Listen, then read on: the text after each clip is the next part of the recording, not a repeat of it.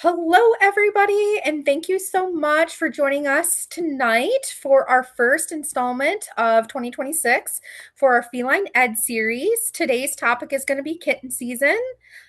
We have some really special guests joining us today, volunteers and fosters that are going to help us co-present. But this presentation is primarily led by Laura Kniffen, our foster program manager. Lori, you want to say hi? Hi, everyone. And Ashley Grego, our foster program coordinator. Hi, everybody. And then we also have Victoria.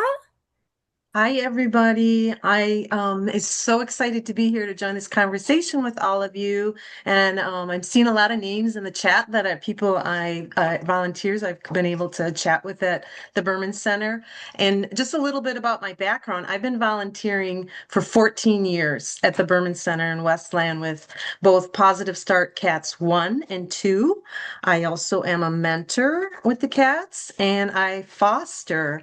And a little of my background, when I started volunteering at Michigan Humane, I got so excited about feline behavior that I wanted to learn more. So I am now also an elite fear-free certified professional, and I am accredited as a professional feline trainer. So very excited to be here with you all and join this conversation. Thank you, Victoria. We're so happy to have you share your input and your experiences with our organization and your personal experiences. You bring a lot of expertise to the conversation today. And then I'd also like to introduce both Ginnie Bondy, if you want to say hello and tell us a little bit about yourself. Hi, I've been volunteering and fostering for, I don't know, either 6 or 7 years now. I used to be one of the photographers that took photos of incoming dogs and special events. And now I'm mostly focused on fostering neonate bottle baby kittens. So, and I don't know why my face isn't there, but I'm cute. So there you go. We're having a little bit of technical difficulties with cameras working today, so apologies for that. And then also would like to take a moment to introduce Kayla as well. Hi guys, my name's Kayla. I've been volunteering with Michigan Humane for 10 years now. Started out working with the dogs back when Rochester was open. Pretty quickly started fostering dogs, and then kind of over the years have transitioned into fostering kittens, doing adoption events occasionally, but now my kind of main role is fostering and also doing special events with my dog Annie, who's a Michigan Humane Rescue, was a foster and is a therapy dog. So that's kind of where our focus is now. Awesome. Thank you so much, ladies, for introducing yourself. Again, we're so excited to have you here on this call with us to share your experiences. We're really looking forward to the conversation today. For those of you who don't know me, I'm Jennifer Rosen. I'm going to kind of help facilitate the conversation today. But again, our primary speakers are going to be Laura and Ashley. They're going to be leading us throughout. So I'm going to go ahead and kick us on over so we can talk about a little bit more about what we're going to cover today. So our objectives for this conversation specifically is, what is kitten season? You may have heard it before, maybe not. We're going to be talking a lot about it because it's something that's a really big deal for us at Michigan Humane, for anybody really in the animal welfare industry, because it is a time when we get really busy. Babies are born and they're going to be finding our ways to our doors. So it's all going to be all hands on deck for this time of year. We'll talk about the challenges that we face during kitten season, what programs we as an organization offer, both community facing or different opportunities for our fosters and volunteers to be a part of, so that way we can support our feline community. And then how you guys as volunteers or fosters can choose to help. Maybe that looks a little bit different from everybody. So we're going to do a deep dive on that, the different ways that you can get involved. Usually anybody can make an impact. It's just choosing what's right for you. Sometimes it's jumping in regularly. Sometimes it's something here or there. Any one of us can be an advocate and a supporter. So we'll talk a lot about that. And then of course we'll have time for Q&A at the end. This is really a big part that we'll have our special guests, Ginnie, Victoria, and Kayla sharing, but we're going to open that conversation up to you guys as well. Anybody attending this virtual so we can talk about things that are on your mind or make sure we're answering your questions about kitten season or anything related to how we work with cats at Michigan Humane. So with that, I am going to turn it on over to Laura. Or Ashley. Or Ashley, sorry about that. No, it's okay. So, some of you might be wondering, what is kitten season? So, kitten season is the time of year where we really see a boom in the stray cat population. So, we notice that kitten season starts in the spring, it peaks in the summer, and then it tends to die down in the fall, with winter being our slowest season for cat and kitten intakes. The timing of kitten season is not random, as it is tied to environmental conditions that make survival easier for cats and their kittens. During the spring, summer, and fall months, resources are plentiful for stray cats. The weather's warmer, so it's going to reduce exposure risks. Days are longer, and prey populations boom, so there's more food for these stray cats. All of these conditions combined are going to have an effect on cats wanting to reproduce. So as they're reproducing, we see an influx in cat intakes. And then even though resources are plentiful outside for these cats, as they're coming in to get help, the shelter needs more resources, such as more space. They need more staffing and on-site or foster volunteers or caretakers. And we also need more supplies as well. So that is a bit about what kitten season is, when it takes place, and how it affects the shelter.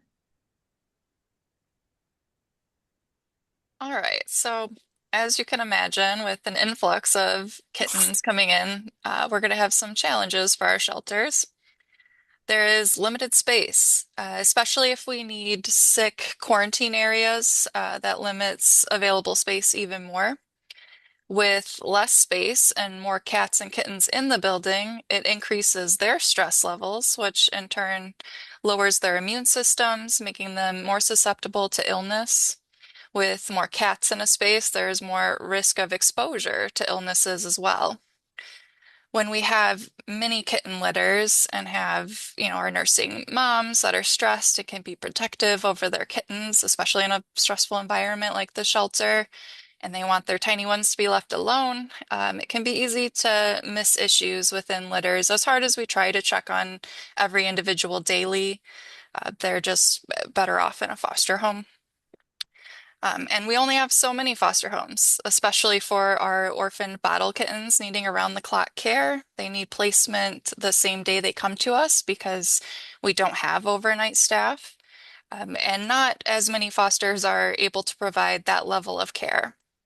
Young kittens in general are a fragile population. Having them in foster homes reduces their stress and risk of illness, but they can still decline quickly at times, and it's nobody's fault. But it's something that we need to be aware of for our foster homes and help support them and avoid burnout or compassion fatigue. What are some other challenges you as a foster or a volunteer have experienced during kitten season? So as a reminder, you can, raise your hand or type in the chat if you feel more comfortable doing that. But if anyone would like to share. Well, this is Ginny. I can speak to a couple of the challenges. If you get kittens when they're just a couple days old, they're extremely fragile. And it's when something goes south, it goes south very, very quickly. And so that's probably one of the biggest challenges that I have found. So. Thank you for sharing, Ginny. Victoria, did you want to share as well? I see your hand raised. Yeah, for me, especially when I'm working in Positive Start 2, the own cats during kitten season, there's, like has been mentioned, there's so many adorable kittens that you just want to be able to go around and socialize with everybody, but it can be a little bit overwhelming because there's just not time to get to all of the cats. Thank Yeah. you. I think that's so true. There's so many different challenges, but they can be unique to individuals. It can be unique to the location or where we're working. So Um, it's really important to talk about those things as well, because even though there are really lovely things about kittens and them coming in and finding homes, it can be really a challenge to make sure that we meet all of the needs of the feline population during this time of year. Hmm. So the good thing is Michigan Humane does have a number of programs in place to help the challenges of kitten season. One of those is our Wait for Eight program, and that program helps turn finders into fosters. The name of it comes from waiting to surrender the kittens to us until they're 8 weeks of age, which at that point they're old enough to no longer really be in need of foster care. They can be sterilized and go up for adoption at that point. So when someone brings us kittens that they found and they, care about them, but maybe don't have the funds, supplies, or training to care for them, we'll provide all of that. We'll provide the vet care, supplies, training, and set them up until the kittens are ready for surrender.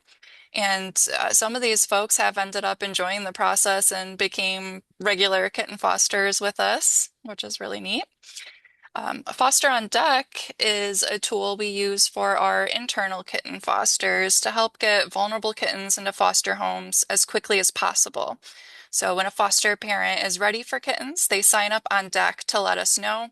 And that on Deck survey lets us know what age group they're comfortable caring for. So we have bottles, our Gerber like weaning kittens, or our graduate kittens that are weaned but still too little for surgery, how many they feel comfortable caring for, what location they will pick up from. And then when we have kittens come in, instead of just putting out an email blast and hoping someone available sees it soon and reaches out to schedule a pickup, we can directly contact an available and ready foster home to come pick up those kittens. Another way we use on Deck is to help with what I call kitten handoffs. So fosters may have an age group preference. For example, bottle kittens require around-the-clock care, but they don't make much of a mess since they stay in a carrier and are stimulated to go potty at their feeding times, so they don't require a lot of space. Other fosters may prefer kittens that they can leave alone for longer periods during the day. They're eating on their own, but may require a little more space and maybe a little messier to take care of. And especially since our bottle foster homes are more limited, when a bottle foster is okay with handing off their kittens, they can sign up on Deck to let us know their kittens have weaned, and we'll match them up with a graduate kitten foster ready on Deck. Another program that we have is Foster to Adopt. It's a great way to turn adopters into fosters when we have tons of kittens in the shelter. And we have kittens that are like graduate age kittens. They're healthy, but they're just not quite ready for sterilization surgery yet. These kittens will be put on our adoption floor, and if someone's interested, they would foster the litter of kittens until they're ready. And then when those kittens are ready to come back, that person can choose to adopt one or two or however many. And so this helps get these kittens out of the shelter. It helps keep them healthy and socialized before adoption. We also assist surrounding communities with TNR and SNR programs. TNR, Trap, Neuter, Release, is working with cat caregivers for community cats, trapping and bringing cats to us for spay and neuter and release back into their communities. SNR is similar for cats that are brought to our shelters, not, from a community cat caregiver. And then they're sterilized and returned back to where they're found, where they will be happiest. Then we also have programs that help our dog population during busy times, like the dog day getaways, where members of the public can take a dog out for a few hours, help them exert energy, grab photos, help gather information on their behavior outside of the shelter, all of which helps these dogs find a home faster.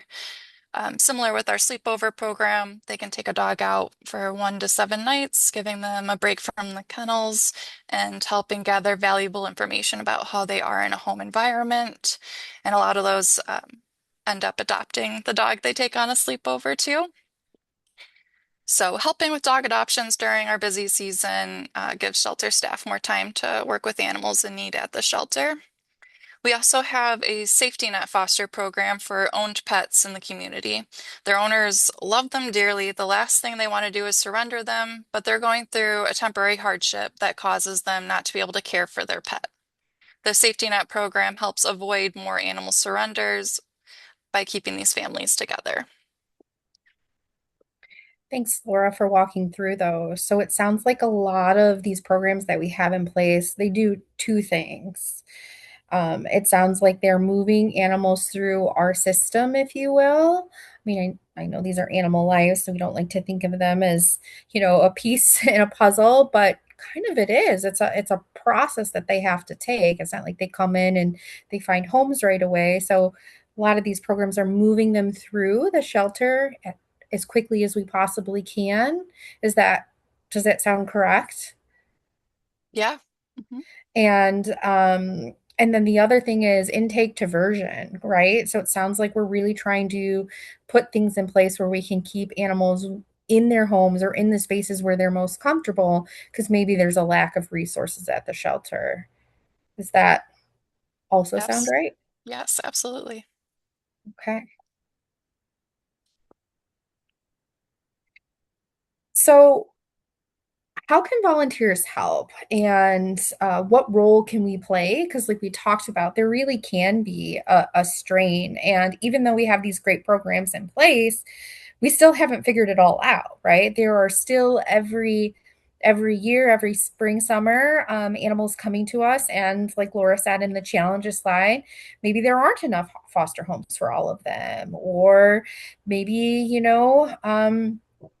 Victoria said that when we're coming in and we're socializing the kitties that are here, there's so many we can't get to all of them. So what can we do? How do we continue to be our best advocates for our cats and make an impact for them? Let's talk about that a little bit more. Let's talk specifically about fostering.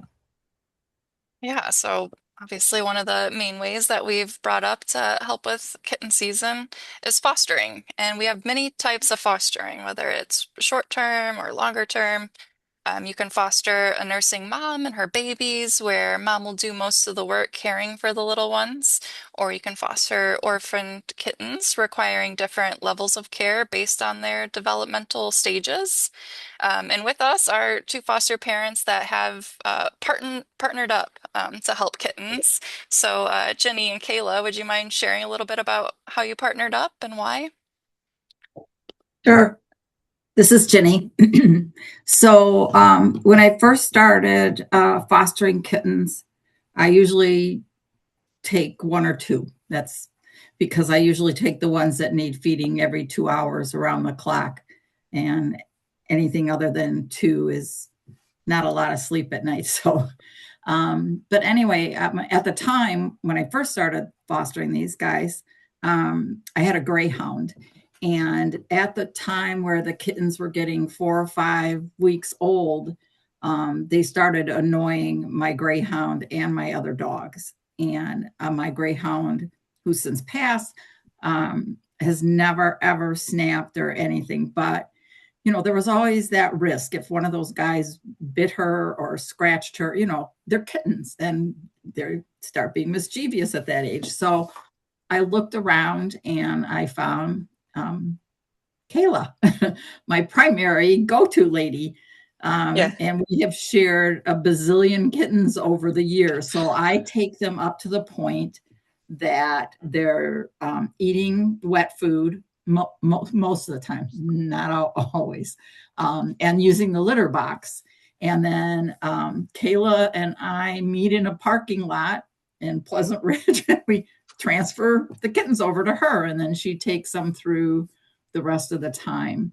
I also have a couple other ladies. Terry is one, and Courtney is another. That if Kayla's not available for some reason, I have other ladies available. So it just works out for me. And it turns out I'm more of the bottle babies. Once they start getting to that bad stage where they're into everything and climbing up your walls and your curtains and your furniture and everything else, I'm kind of ready to move them out. Plus, there aren't quite as many bottle baby feeders that they have. So opens me up to take more bottle babies. So it's kind of a win-win for everybody. Yeah, and so for me, I'm a nurse, I work 12-hour shifts. So obviously bottle babies and cats needing or kittens needing very frequent feedings don't work with my schedule. And so I take them once they start eating on their own. Sometimes they still need bottle supplementation, which we make it work.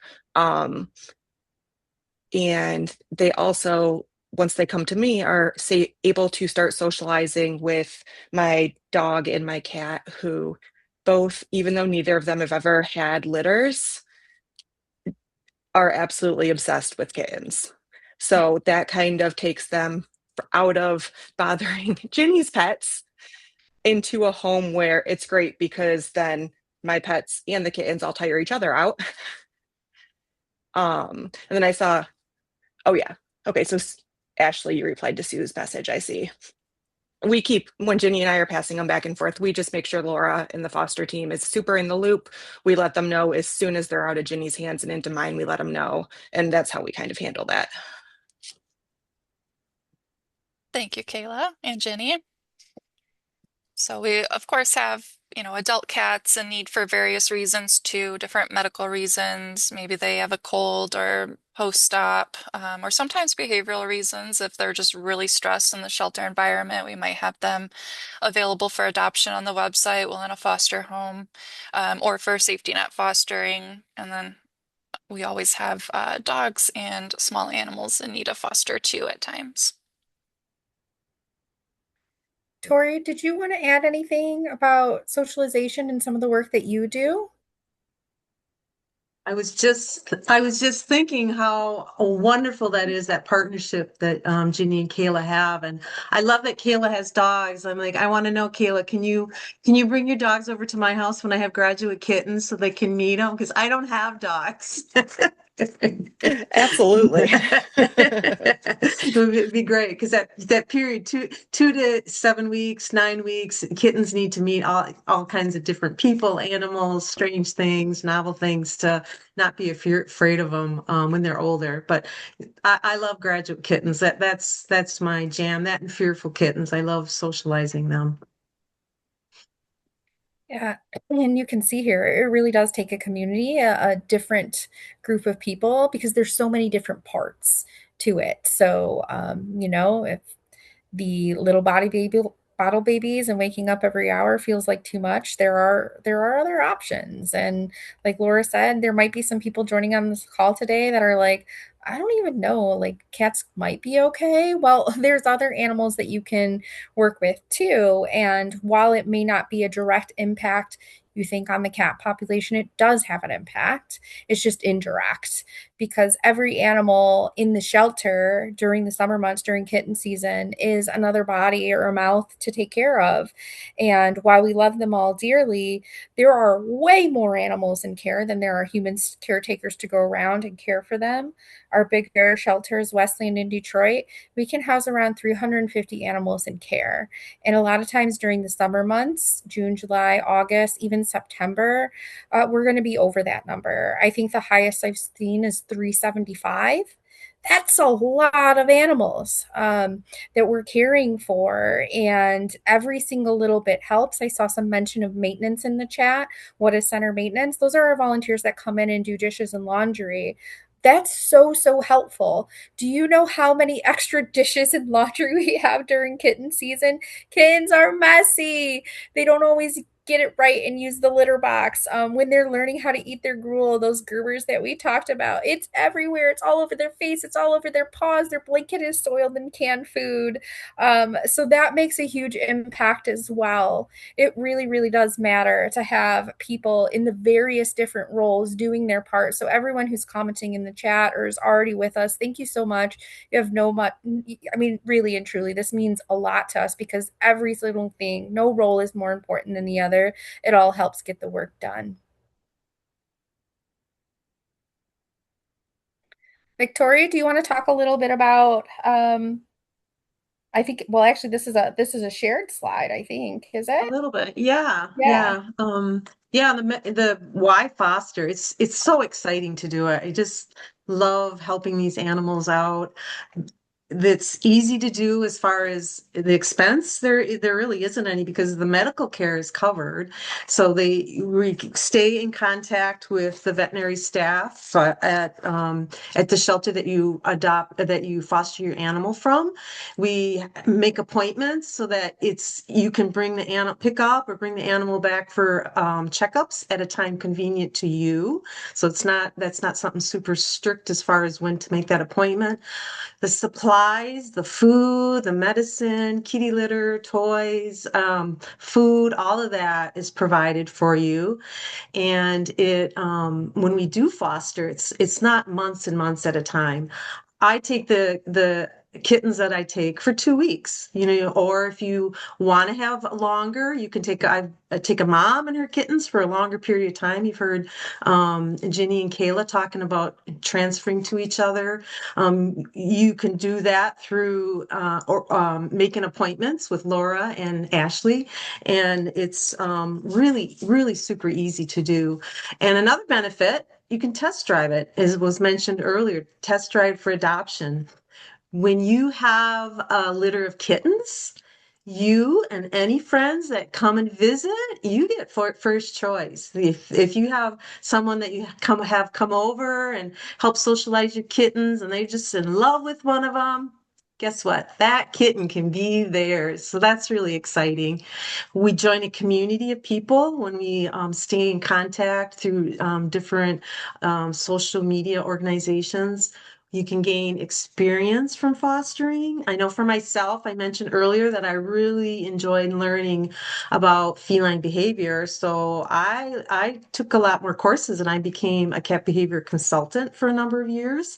I know people that will do it for the experience to become vet techs, veterinarians, work with cat sitting, dog walkers. There's just different ways you can gain experience watching animal behavior.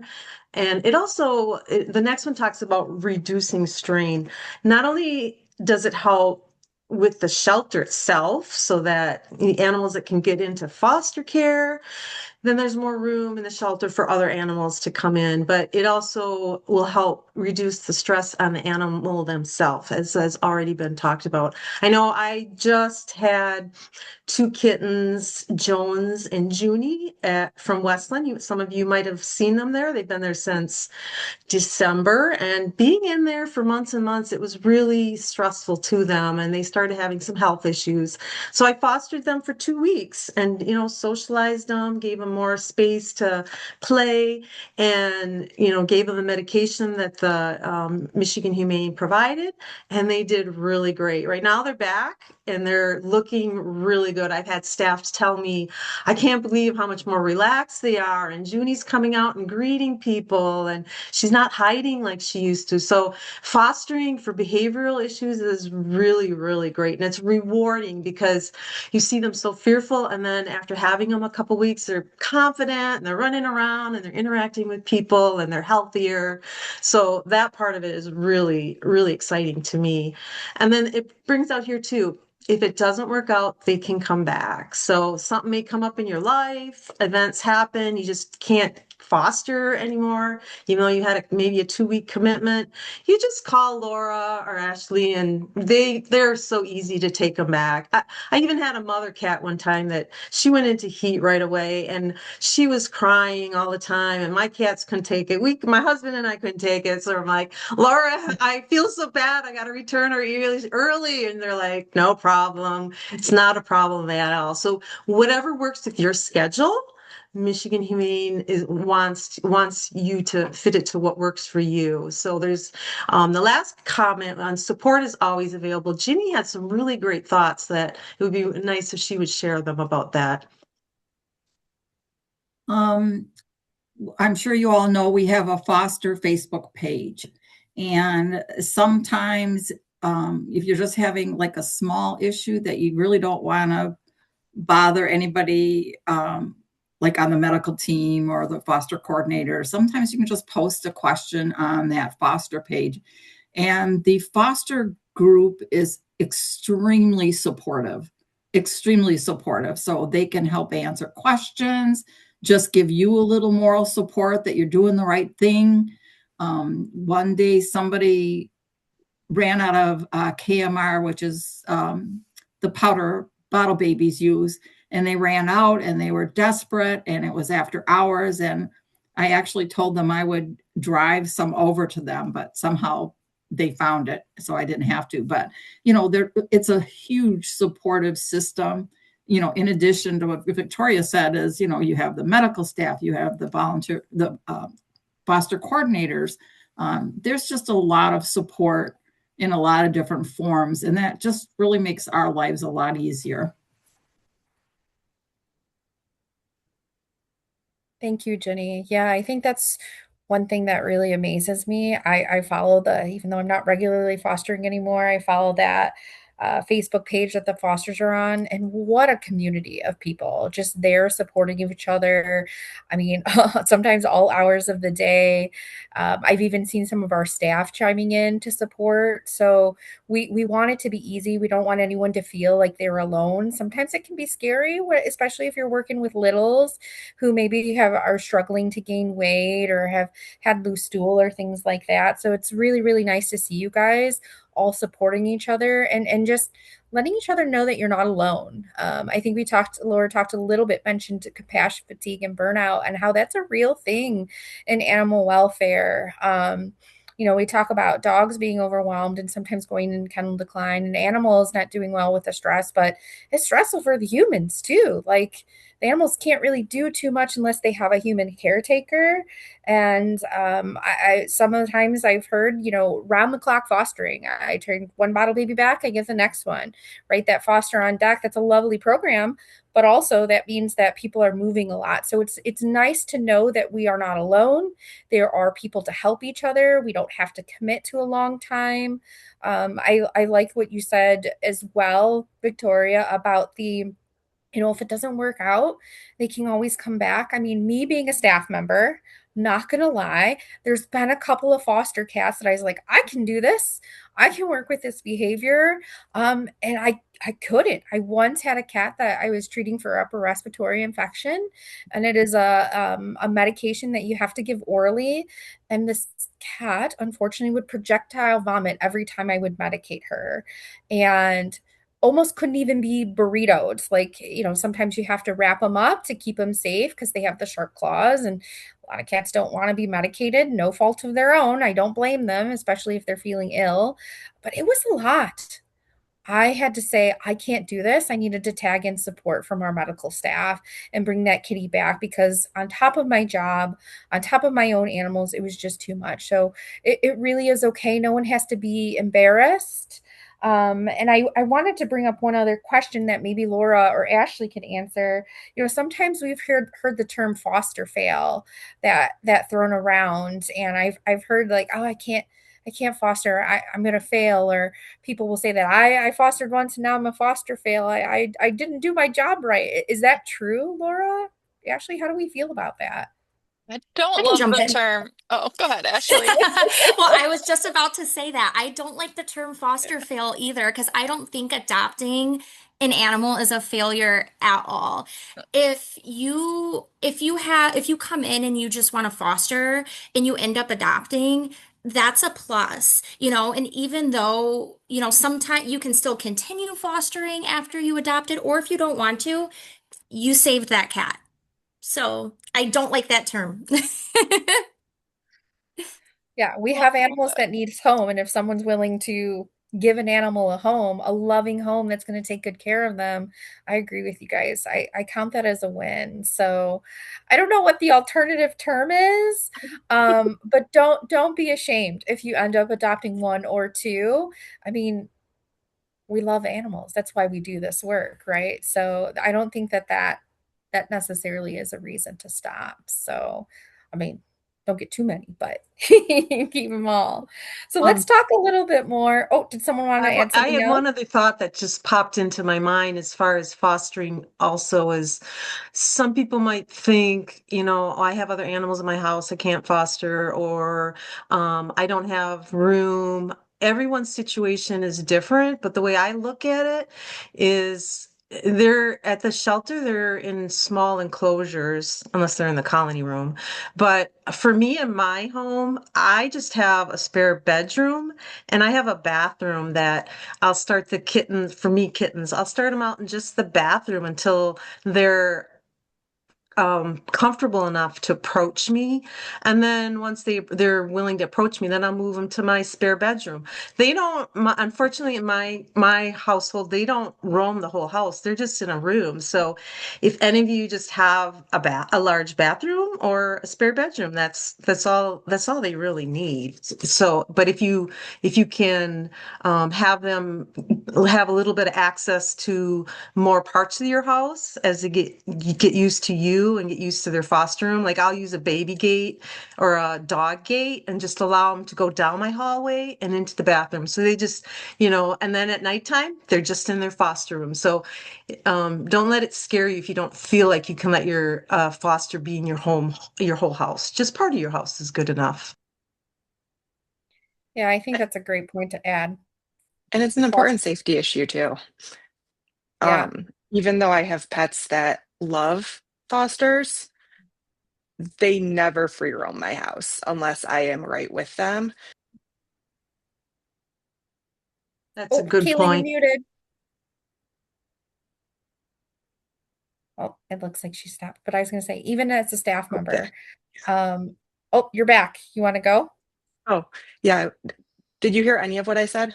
We heard that it was a safety issue and not all of your fosters are left to roam. You're always there supervising, is what I Oh, heard. That was yes. the last part. Yep. So even though I socialize with my pets, once kittens are out of their initial quarantine period, it's not like I let them have the whole house.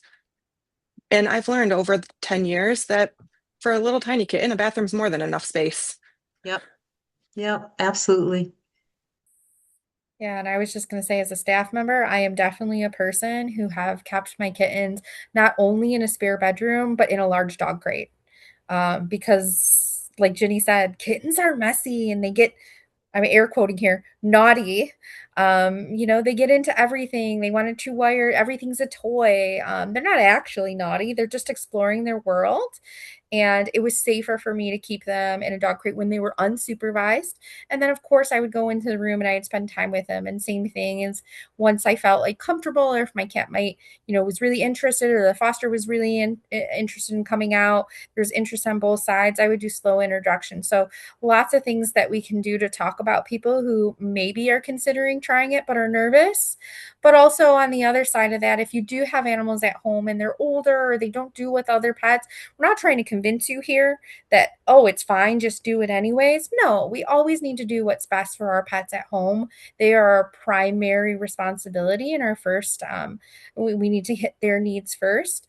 But there also are creative ways to do it if someone is interested in trying. And any one of us, any one of these lovely ladies on the call today, or Ashley or Laura, would happy to be talk more about that with you to see if fostering could be the right fit. So, with that, we want to talk a little bit about, okay, we talked a ton about fostering, but fostering isn't for everyone. Again, it does require space. Sometimes we have kids or small animals, or we just don't have the flexibility that we would like to bring an animal into our home. Well, you can come to us because we have a lot of animals at the shelter as well. And there's many different ways to get involved. So please, if that's something you want to try, me, Ashley Ray, Allie, they're on this call here. Victoria, another great advocate for it. Even Ginny has spent some time at the shelter with our kitties. So there is plenty of work to go around if that's something you want to try out. We have three main roles that volunteers usually assist with on site. Um, not only at our shelters, but sometimes at Roseville and our Sterling Heights Adoption Center and Petco too. But shelter care, that volunteer role is primarily where volunteers come in and they actually help us with cleaning the animal enclosure. So this would be making sure we do like a nice full clean for the kitties. We do something called spot cleaning, so it's still not as intense as like cleaning dog kennels, but we want to make sure that their litter boxes are changed daily. We want to make sure they have access to fresh food and water. That's another thing we change daily at the shelter. For some of our kittens, they're being changed multiple times because litters make a bigger mess and they have lots of poos and sometimes it's squishy and smelly. So we want to make sure it smells nice and the kittens have a lot of clean space to move around because even if the kittens are messy, maybe their neighbor's an adult cat and they don't like that so much. So again, there's a lot of benefits to doing this. Shelter care volunteers may also help prepare the food dishes and pass those out in the morning for our team members. And this really takes a load off. Again, if we're talking about summertime, and let's just say we're at Detroit, back of house is usually where volunteers help with um, shelter care roles or cleaning the kennels and feeding the animals. I mean, that we can house 100 cats easily on any day in the summer. It takes more than 2 hours sometimes for a staff member to get through and clean every single kennel, especially if you have cats that are shy or scared and we can't go as quickly, or we have litters that make more of a mess, or some animals, are really particular, especially cats, particular about you moving around in their spaces. So it's not like you can just whip through and clean them all really quickly. And actually we started making it so we feed all the animals first, then we go and clean their kennels, because we didn't want those little babies to be waiting 2 hours sometimes before they got their meal. So it can be really, really impactful work. And the really fun part too is you get to know our animal care staff. You learn a lot because you get to work beside them. So we start learning about, I don't know, is it normal that a cat throws up? Most cats, yeah, they throw up, maybe 1 to 2 times a week or a couple times a month. They groom a lot, right? So those hairballs, or some of them just struggle a little bit more with eating their kennel, eating their kibble and digesting it. So we see it, some throwing up can be normal, or you learn all these cool, fun facts. You also get a chance to meet lots of personalities, and there's not the same commitment of taking the animal home with you and caring for them over and over, 24/7 when they're in your home. You can just come in, do a 2 hour shift, and go home. And it's not even something that you have to do every week. Shelter care, you can come in once a week, you can come every other week, you can come once a month. At our Sterling Heights, someone can just register and they haven't even had training with us before. So it's one of our opportunities that can be a one-time volunteer, because staff work alongside you. So we teach you what you need to know. You do not have to be an expert to do this work. The next role that I talked about a little bit, this one is specifically available at our Detroit shelter.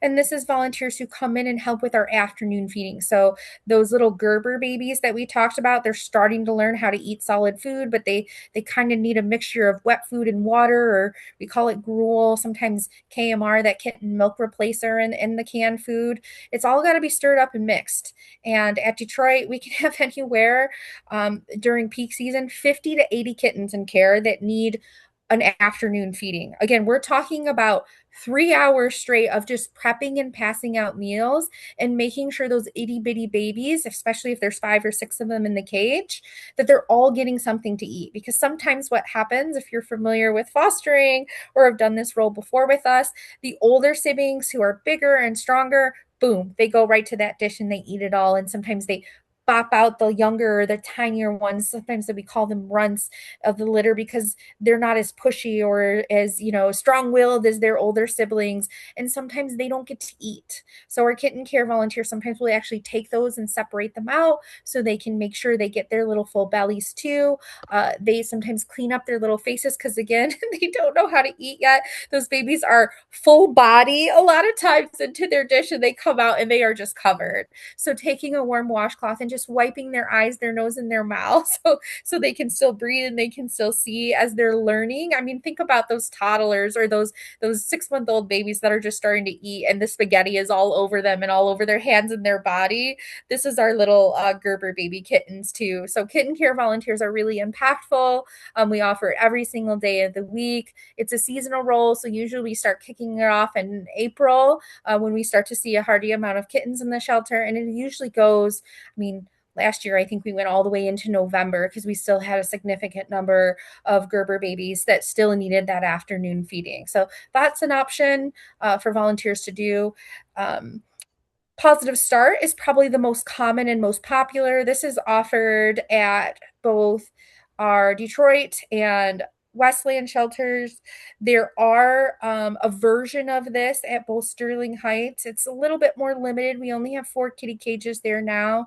They work a little bit more with dogs, but there's still an opportunity for that. And then our Roseville PetSmart too. Our volunteers come in and they kind of do a mix of positive start and shelter care. So they're cleaning the kennels and they're socializing the cats. But positive start at the bigger 2 locations, it's really coming in and making sure those needs of the kitties are met, their social needs. Cats can be really social creatures. Yes, true, some are independent and they want their own time, but more often than not, again, they're companion animals. These cats have lived in homes, they rely on human caretakers to meet their needs. So our volunteers make sure they're spending individualized time with the kittens or the cats to make sure they get what they need by play, petting, confidence building. So some of that stuff Victoria talked a little bit earlier is really impactful. You can help those shy guys get more confidence and move more quickly to the path of adoption. Other times it's helping our kitties that get a little bit frustrated because they're not getting enough attention be able to play. Our staff do a really great job of meeting their needs, like the food, the basic needs, the housing, the things like that. But again, when we're talking about over 100 cats in care, which will be at the bigger locations, there's no way our staff can meet those needs alone. So we really, really do welcome volunteers because you play a big role in making sure our felines, both their physical and their mental needs, are met in any one of these 3 roles. It can really have a significant impact. And again, none of these roles are something that you have to commit to same shift, same day and time every week. Of course, you're welcome to do that if you would like, but really just a few times a month.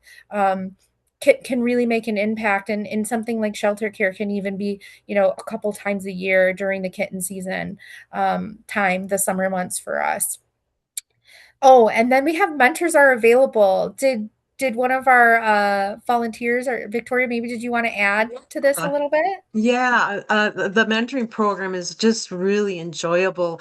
They now, when after you put in your maintenance shifts and you want to work with cats, either Allie or Kellen can set you up to be trained to work with the cats. And there are a number of mentors that will also join either Allie or Kellen and help train to learn body language and how to do enrichment. And then at another shift, maybe you don't feel comfortable working by yourself. So you can contact Kellen or Allie and sign up to do a shift. I love working. I've worked a few shifts with different ones, and it's just fun for me too, as well as the new volunteer to hang out together, share stories, learn what you can do with the cats. And I'm really enjoying that. So please take advantage of that. Yeah, yeah, we are so lucky. Thank you again for the work that you do and other mentors that we have. I know Carol Johnston is one of our mentors. She couldn't be here with us tonight. And same thing, Diane Schmidt over at Westland. They mentor other volunteers, and they're same thing you say, Victoria. They're finding it so enjoyable. It's more time with the cats. It's also that connection with a person. We have a lot of the same interests, and it's fun. It's fun to work together, and we're so happy to have your guys's help and resources with building that in, because sometimes it can be a little intimidating to get started at the shelter, even though we're animal people. I mean, we're talking about big locations, and there's signage to read, and we want to make sure we're meeting each cat's needs. It can be a little overwhelming at times for some people, and that's normal. I'm not going to lie, even being a staff member, our training process lasted 90 days. And even then, they said, you're going to continue to learn. I've been here 15 years now. I'm still learning to this day. I think it never stops the growing and the learning that we do, because we're always pushing ourselves to do better and be better advocates and caretakers for our animals. So it's really, really nice to have a community of people that you can count on to make sure that you're meeting these needs of these animals in the best way possible. And you don't have to do it alone. We're here to make friends and have a lot of fun while doing it. So it's really, really cool what we got going on. So that takes us to one of our last slide. Okay, maybe you can't come in and volunteer regularly at the shelter or even on and off. That just doesn't work for your busy schedule. Fostering's off the table. There are other ways that you can advocate. Again, being an advocate is really, really an important thing that we've started talking about. Anyone can be an advocate. It doesn't have to look like this picture perfect thing of, getting up on a stand and even talking like I'm doing now. There are so many different ways to engage, and it's really finding what you're comfortable doing. So, one of my favorite things and ways that I think a lot of volunteers like to try out and engage is in adoption events. They're fun. You get to be around the animals, you help showcase them, you keep their little kennels clean, you get to talk to the guests, tell them about special things about the animals that you like, give them tips about how to bring an animal into their home. It's fun to be part of that matchmaking process and to highlight and advocate and speak for that animal to try to help match them with a good home. They're really energizing. I love the opportunities where I get to go out and work with volunteers and do that kind of thing, or touch base with the community, because there's nothing more exciting than seeing, a baby come in, watch it grow up in a foster home, and then see it go out and find its loving family. You saw the entire pathway from start to finish take place, and it's such a good feeling to have that animal get that happy ending.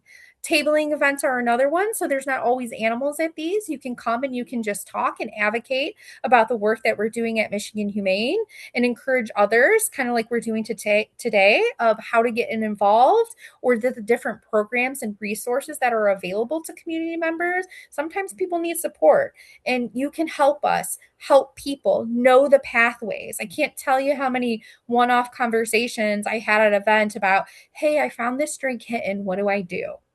Well, guess what? I got a lot of options for you, and maybe I can even help you, connect you to resources. So it feels really good. It is another way to make an impact for these felines in our community and these people who are really trying to do their part too, even if they can't be with us all the time, either on site or, taking animals into their home to foster. And then social media and word of mouth. Those are also really easy ways that any one of us can do. Social media can just be like, hey, I foster for Michigan Humane. Here's one of my cuties that just went up for adoption. Check them out at Detroit. They're going to be up for adoption starting tomorrow. And then you can give a couple little bullets of, where, link them to our website or where they can go. Or again, even just sharing things on our internal pages between other fosters and volunteers. Like I said, sometimes it's so inspiring for me as a staff member to see you guys communicating together and supporting each other. Some of us are new to this, some of us are more seasoned. It's really great, and it helps people want to keep coming back and engaging when they know that they're seasoned people that are built in as a support system for them. They don't have to feel as alone. And then word of mouth, that is still one of the most powerful ways. I think the number one way that people choose to get involved, because if my friend tells me Michigan Humane is a fun place to be, or fostering is really easy and simple, you can do it too. Those people are like, I believe Ginny when she says it's really rewarding to take a bottle baby home. And even though there are some hard things like, we can do it, I can do it, that's really, really powerful. So I just wanted to put those out there. And before we move on to donating, Kayla, is there anything you want to share? I know you do a lot of advocacy work for us. You've taken Annie out to events, you've come to the adoption events. Is there anything that you want to share that you really, really enjoy about that work?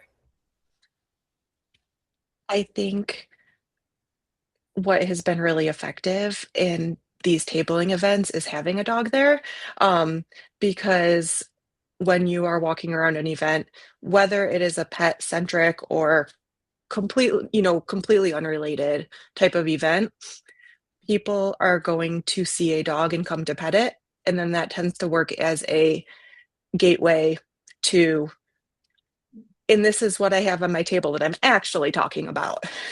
Um, and I think that kind of advocacy tabling events can extend into the dog days out, things like that, because having an animal with you is going to trigger those connections, trigger those questions, conversations that I think can go really far. Yeah, yeah. And that is definitely a strategy we use. And so I say adoption events, but tabling events too. Sometimes we do ask fosters to would they bring a litter of kittens with them because we use the kitten same thing as the way to draw people in so we can have those conversations. And I know we've been having some conversations on the back end with some of our fosters as we plan for our upcoming open house and the kitten shower. So thank you to anybody on this call who's already doing some of that work. We're so appreciative to have your support. And with that, donating, do you want to take over, Ashley, and tell us a little bit about that? I would love to. So, while some people are able to donate their time, others cannot. And donations are equally as helpful at any time of the year. Specifically during kitten season, we can use KMR, which is your kitten milk replacer, heating discs to keep little orphan babies warm. Any type of blankets are extremely helpful. Fleece blankets specifically during kitten season, so kittens do not get their little claws caught. Any type of toys are helpful. Wand toys are especially enriching for cats and kittens. And then we could also use kitten food, litter boxes, and litter. Any of those things. And again, even if cats aren't your jam, really there's so many different ways you can support our canine population too. Stuffed dog toys, we go through those things like, oh, you wouldn't believe. Dogs chew them up, we got to get throw them out. Or we do have a wonderful group of volunteers too that if they are not completely destroyed and dismantled, they'll actually sew them back together and put more stuffing in. So again, look at all the different ways that you can get involved in support. We talked a little bit about sleepovers, dog day getaways, but treats and long lasting chews, even newspaper, puppy pads. These are all things that we can use. Poo, pet waste pickup bags. Um, I know I'm going to backtrack just a little bit about litter here. Even though we get litter given to us for all of the cats in our care, World's Best Cat Litter actually provides that for Michigan Humane. We're really lucky to have that partnership. Some cats don't like World's Best Cat Litter. Sometimes our foster parents need other things because they need a cat who's picky to have scoopable litter or clay litter. So those things really can make a difference, even if we're not using them in our foster homes or for our picky shelter cats that need something different. We can give those items away to community members who maybe are having financial troubles and can't they're having a rough month and they haven't been able to provide or have the things that they need for their animals. Toys too, maybe sometimes toys are things that we can't give to the shelter dogs or the shelter cats, but we can give those things away to community members or fosters in their foster homes. We've had cat trees come in. Again, we can't really use those at the shelter, but I would love to give those to our foster parents because maybe they want that for their kitten room. um, Playpens are huge. So this is definitely by no means an all-inclusive list. If you would like to donate something, you're not sure if it's something that we could use, you can email any one of us here on this chat or on this call today, and we can talk to you more about if it's an item that we could use. So really a lot of different ways to put something to use. And shout out to the recycling team there that we have at Westland. Even cardboard boxes and things like that can be put to use. Paper bags, grocery bags we'll use for enrichment for the cats, or different items for the dogs at the shelter. So a lot of different ways we can be good for our community and serve the cat population as well.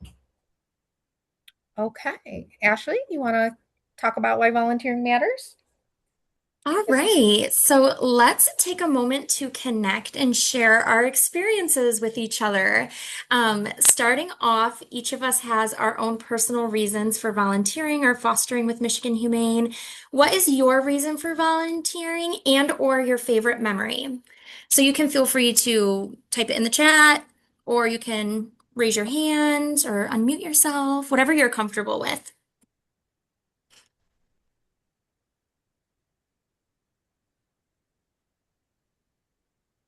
Let me take a peek at the chat and see if we have anything coming in. This is not specifically that question, but someone asked, does MHS have an Amazon wish list? I said MHS. Does MH have an Amazon wish list? Yes, we do. That's something we can share out after this. meeting. There will be a follow-up recap email that goes out with a recording and a bunch of these resources that we talked about today. Sue, I see your hand raised. Sue Malik, do you want to come off mute and share with us? Yeah, so I just love working with the animals and all the staff and the other volunteers at Michigan Humane. And my best memory so far is my current foster cat and her kittens, because these kittens were actually born in the shelter on March, I think it was the 2nd, and I got to pick them up when they were 3 days old. So I've got to see them. This is my first experience with kittens that young and a mom, and just to see all the milestones that that I'm noticing. And I've got the best cat mama. I have not had any issues, knock on wood, except for her. She is a very, very picky eater. And someone in the chat asked, like, what do fosters really need? And I would say, like, a variety of food, because she will not eat pate, no matter what the flavor. She's a gravy girl.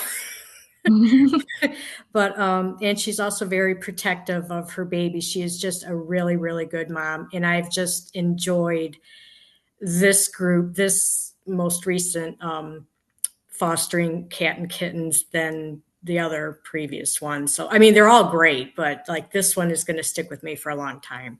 Aw, thank you, Sue, for sharing that. Thank you. Rhonda, you have your hand raised. Do you want to come off and share? Oh, hi, Rhonda. And if you need Yes, hi. help, Can you hear me? we can Yes. hear you. Yep. Hey, I'm not doing video. I don't dare do video right now with the way I look. But anyway. Anyway, hello, ladies. Hi, Lori. Yes, so I just have a story I want to share. First of all, it's in the blood. My mother and father have been Michigan Humane Society members since the 70s when we lived in Detroit. And they fostered cats up until my teenage years. So yeah, it's in the blood. So mother and dad always and sister always taught us how to care for animals and foster. And I remember saying, we got to give them back. What? I wasn't quite understanding all of that, but yeah, they taught us how, hey, there's always more waiting at the shelter. As I've always said, Lori knows this. There's always more waiting in the wings. So fast forward to after I married a cat guy. Thank goodness. That was a parameter that was on my wish list. Gotta be a cat dude. And we were living in an apartment in Farmington Hills. And my mother had this bright idea, because I'm like, yeah, I wish I could get a rent a pet or something like that. Because I was doing pet a pet at senior living facilities with her cats.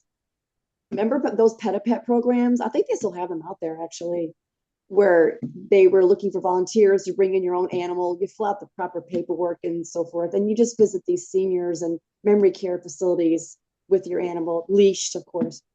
So I says, well, Mom, I'm in an apartment. I can't have any animals, because that was a big no-no.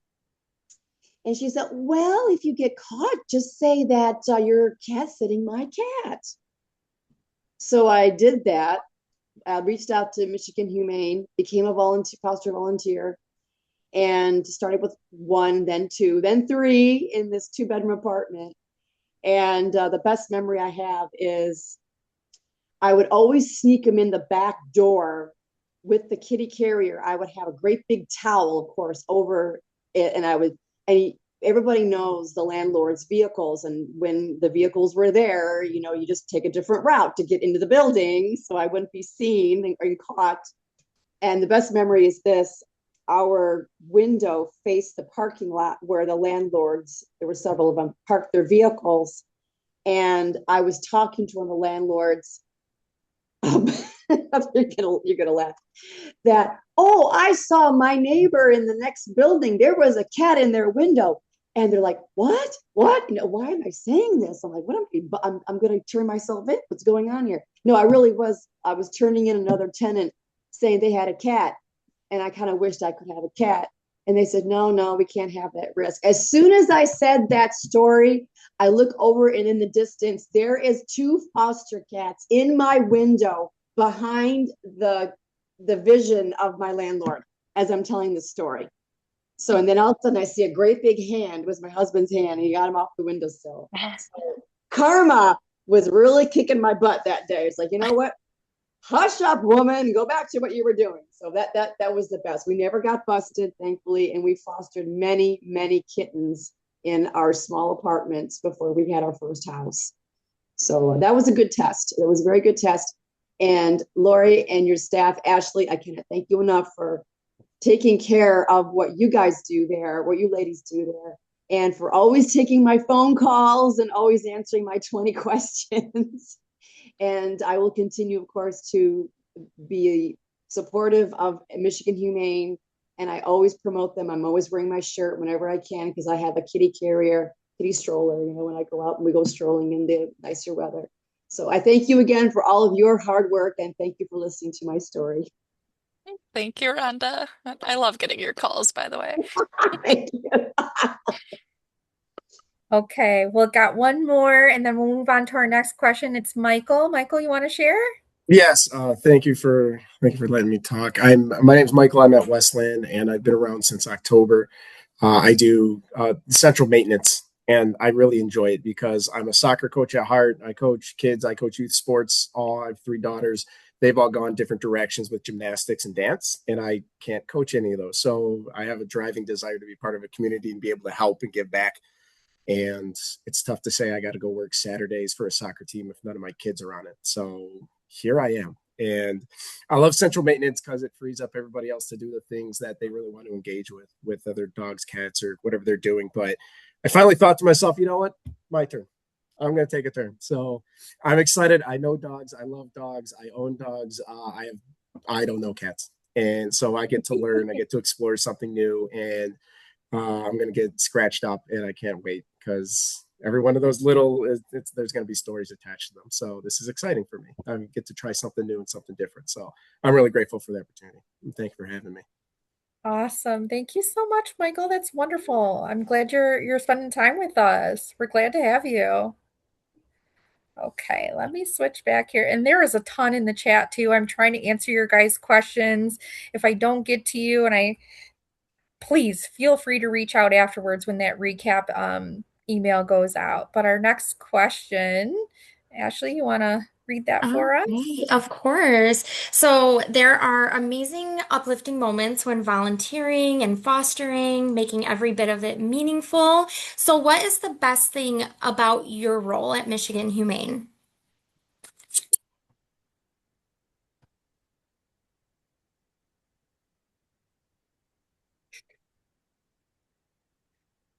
Get an eye out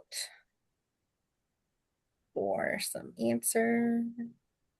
Let's see here. Um, Melinda said, I don't volunteer as often as I would like, but I just love animals and cats especially. I've always rescued or adopted and rehomed animals. I love having the opportunity to help at Michigan Humane.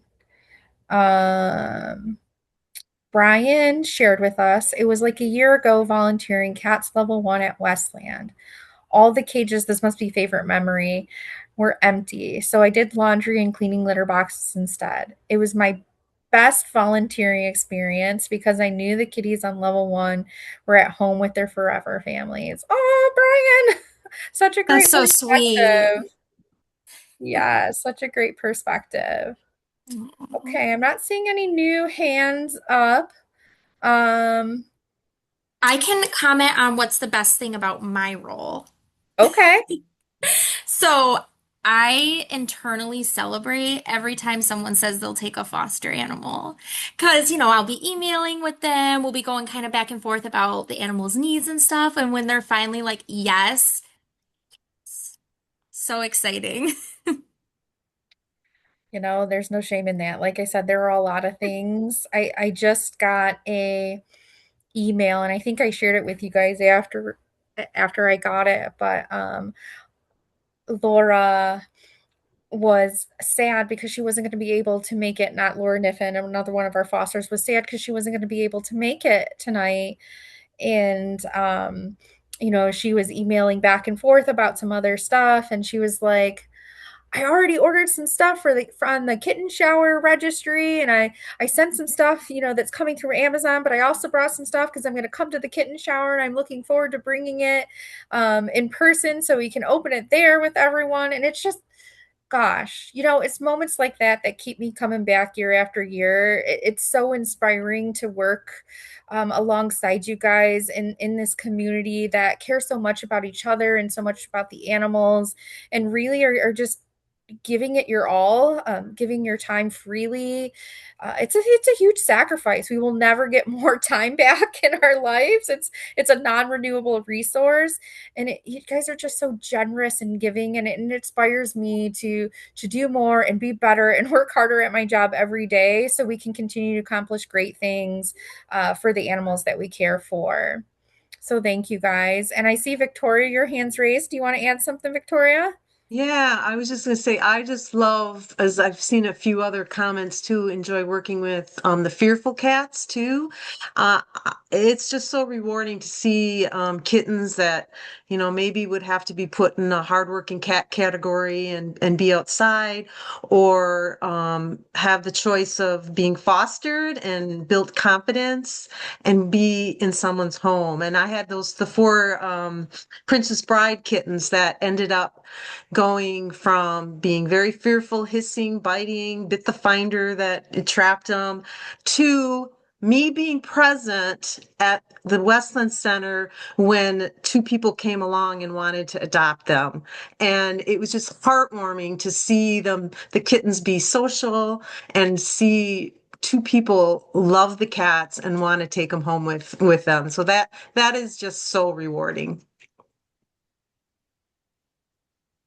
Thank you, Victoria. That's so awesome. I mean, again, seeing that journey, knowing that they've made it out and we were part of their success, it's keeps coming back for more. And I'm gonna read I'm gonna read one more before we go on to the next question there. But Len shared with us, I've become a volunteer junkie.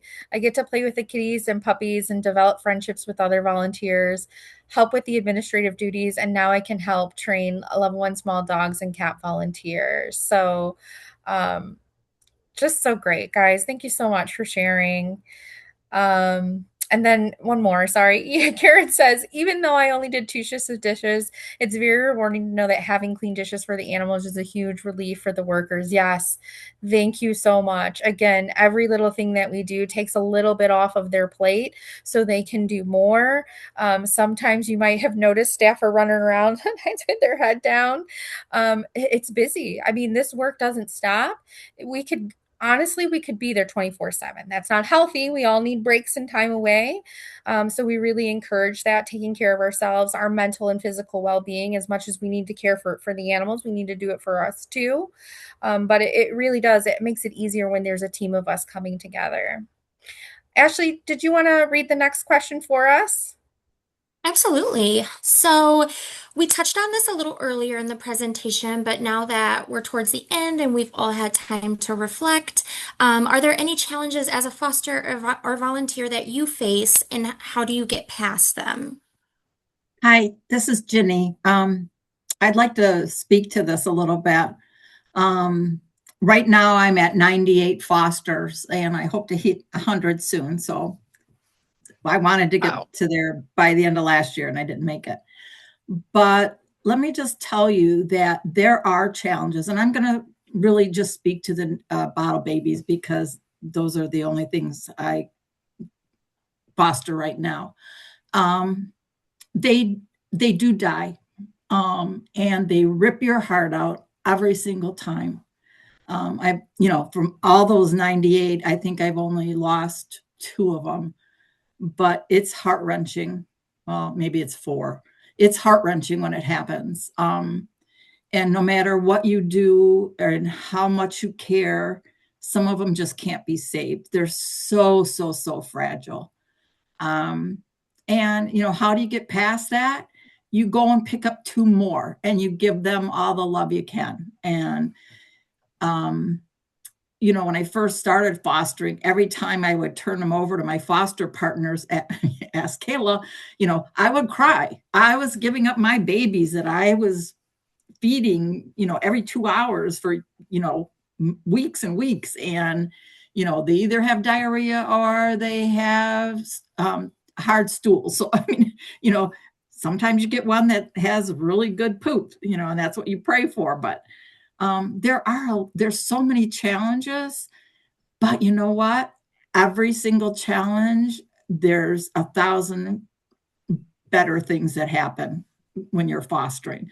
When those little kittens of mine get old enough to walk up my legs and crawl into my lap and crawl under my chin and snuggle, there's like nothing better in the whole wide world. So, again, I can't even begin to tell you. I have called Laura probably more than once saying, I'm not doing this anymore. I can't do my heart can't take it anymore. And then I do, because when I don't have kittens, I miss them terribly. And I'm their mom.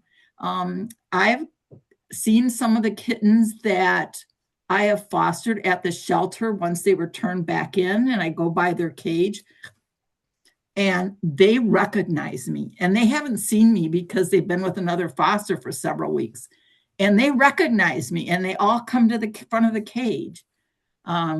So there are challenges. I mean, you can't just go in this thinking it's going to be sunny every single day and happy, happy, happy, because you do have to be prepared. There are some challenges that are very heart-wrenching. And I had two kittens get Panaluke. Just about broke my heart. I couldn't have kittens for, I think it was 8 months to a year, which was really, really difficult. As I enjoy my kittens. And so, but don't let that stop you, because for every challenge you have, there's 20 good things. So that's my 2 cents.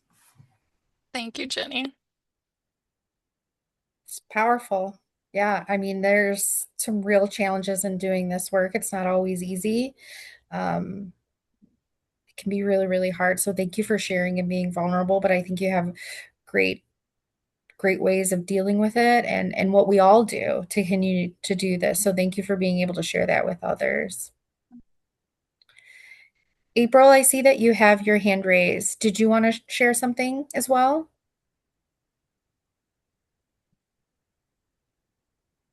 April Quinn? Hi, sorry, I'm mute. I did want to piggyback for a second on what Ginny was saying. Is that absolutely? I work with bottle babies mainly, but I've done a decent amount of Gerbers and graduates, which are those 3 levels of ages. Um, and there are absolutely challenges, as with anything. And I imagine there are challenges with puppies and in all the roles.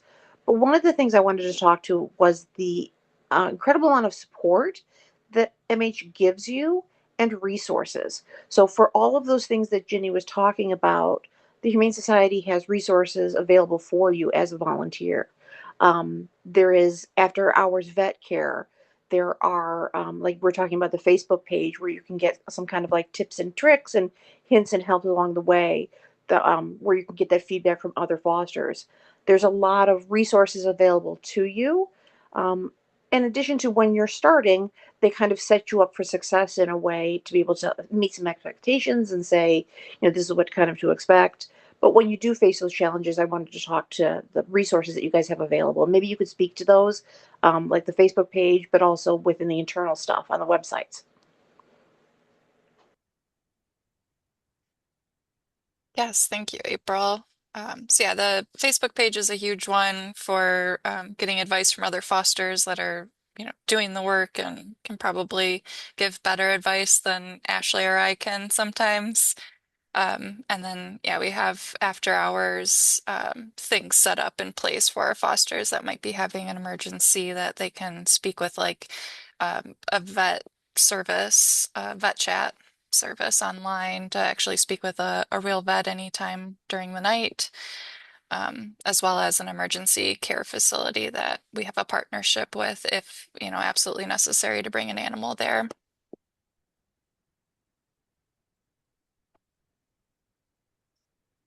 Okay, let me peek at the chat, just see if there's anything else. I was answering a couple of questions. Sue says, "Amen to that, Ginny." Snuggles. Oh, we got another. I can't tell. There's no name here. It's just some letters and numbers. But I think you all are amazing and just wonderful people. Thank you for all of your insights this evening. I'm definitely considering fostered and look forward to connecting with you in the future. Thank you. That's awesome. Let me just see if there's anything else. Again, there's some questions in here. I'm trying to answer them, but Elizabeth Sykes, I just answered yours. It's complicated. It's a yes and no. You never know, I think, if animals are going to do well with each other until you try it.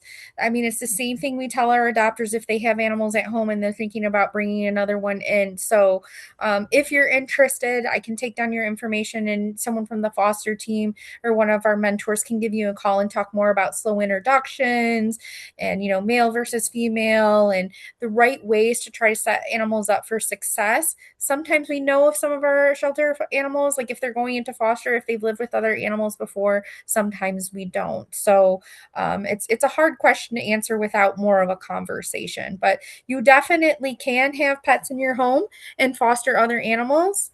Some cats like other cats. Some cats don't like other cats, and some cats are selective. They like some cats and not all cats. And it could be on both sides. It could be your pet or the shelter pet. I mean, they're animals with all individual, unique personalities and preferences, just like us as human beings. I'm not seeing anything else. Oh, it's Elizabeth Kessel. All right. We can reach out to you, Elizabeth. We can chat more about that. Um, Ashley, did you want to go ahead and read the next question? I think we're almost here at the end of time, so I think there might be one more on Yes, real there. quick, I see Cameron is raising their hand. Do you have something Oh, you want to say?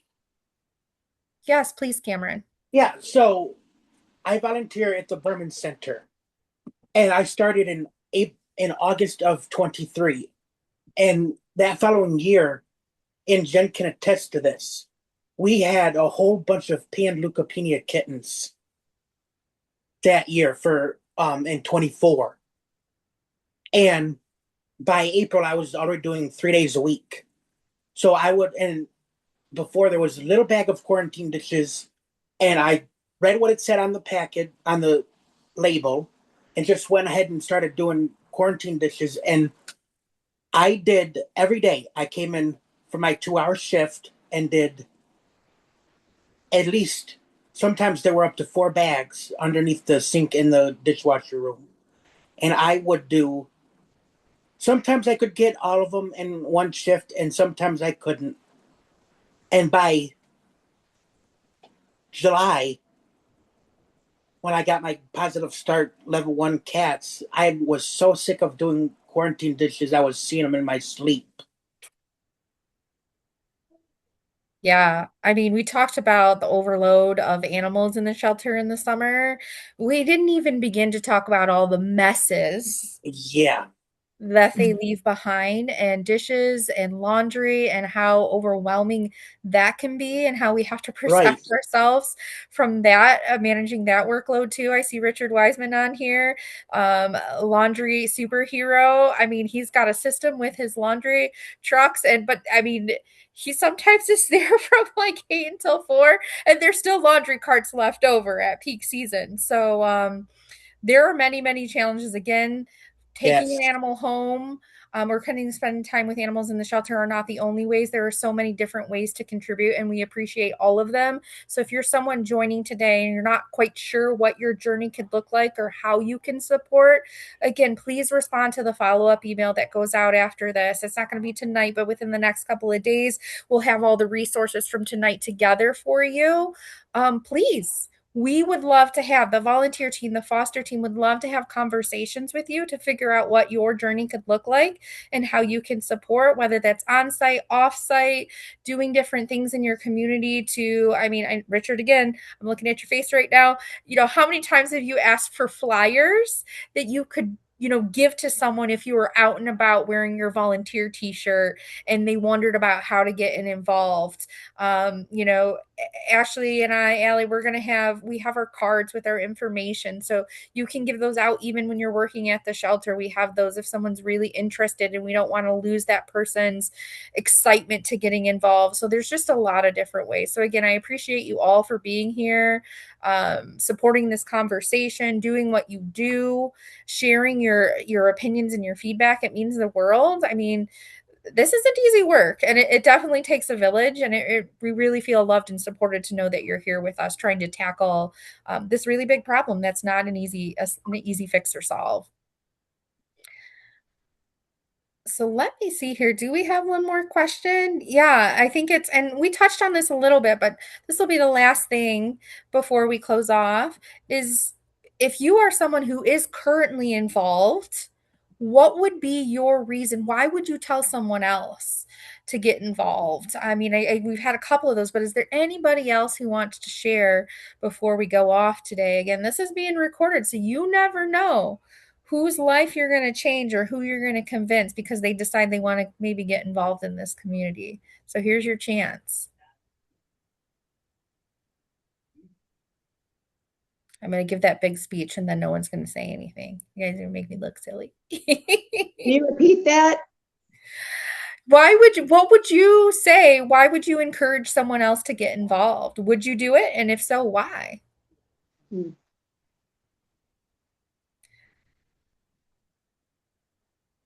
I think the thing for me that I love between fostering and my other volunteering efforts, but mainly fostering, is knowing that you are able to prepare a little kitten, specifically for me, to go out into the world with the best chance that they have. Either they come from teeny tiny and can't feed themselves to, finally being a social kitten, um, to the medical ones that come to you sick and it just seems like it's one thing after another, to finally get to the point that the kitten is healthy enough to go up for adoption. It just feels really special knowing that you helped form this kitten that now someone else is going to love for the next years and years and years.